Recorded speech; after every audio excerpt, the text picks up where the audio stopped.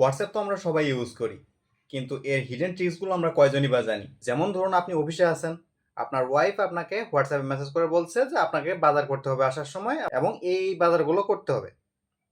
তো আপনি তো সারাদিন অফিসে খুব ব্যস্ত, কাজ করতে করতে প্রচুর টায়ার্ড, আসার সময় আপনার বাজার করতে মনে নেই। তাহলে বাসায় ফেরার পর কি হবে ভাবতে পারতেছেন? ঝাঁটার বাড়ি জুটবে। তো সেই ঝাঁটার বাড়ি যাতে খাওয়া না লাগে, তার জন্য হোয়াটসঅ্যাপ আপনাদেরকে সুন্দর একটা ট্রিক্স দিয়ে দিয়েছে। তারপর হোয়াটসঅ্যাপে আমরা সচরাচর অনেক ইমোজি দিয়ে থাকি, সব তো কমন ইমোজি। সেই কমন ইমোজিকে যদি আমরা আরো একটু ভিন্নধর্মী করতে পারি তাহলে কি ভালো লাগে না বিষয়টা?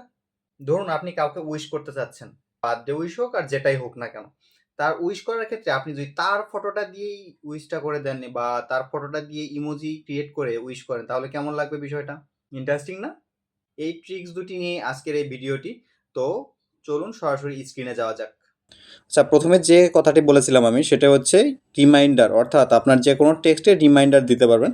তার জন্য আপনার কাঙ্ক্ষিত টেক্সটটাতে জাস্ট একটা ট্যাপ করে দিবেন।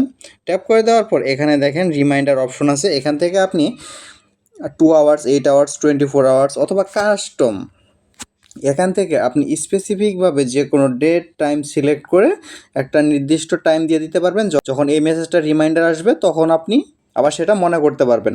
তারপর আপনারা হোয়াটসঅ্যাপ ইউজ করতে গেলে সচরাচর হয়তো বা এই টাইপের ইমোজিগুলো দেখে থাকেন, যেগুলো আপনাদেরকে সকলে পাঠায় কিন্তু আপনারা পাঠাতে পারেন না, কারণ জানেন না কীভাবে এটা ক্রিয়েট করতে হয়।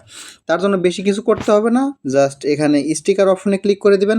তারপর এখানে বামে সুন্দর করে একটা ক্রিয়েট অপশন দেখতে পারবেন, সেখানে ক্লিক করে দিবেন। এখানে ক্লিক করলে আপনার গ্যালারিতে যত ছবি আছে সেগুলো শো করবে।